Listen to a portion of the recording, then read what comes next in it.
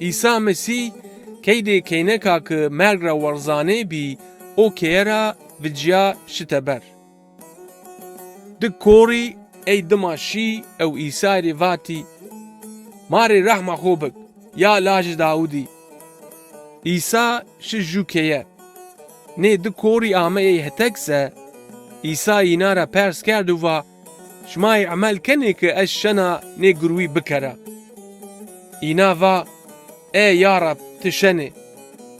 Neysera İsa'yê destê xwe ronayê çiman dînan ser û va şima senî îman kerdoze wa şimarê winî bibû.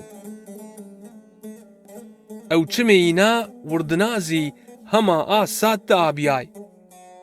İsa ê rind tembe kerdî ew înarê va neydeyne kesî rê teba mevaje. Hema ê senî ey hetra viciyayê şîze hemme çî o çoşmera kam est dibîze înarê vatî. Wexto ku ê di korî ey hetra abriyayê ze çend merdiman jû merdimo cinin ardê İsa'yê ver. Merdimo cinin nêşayê qisey bile bikero.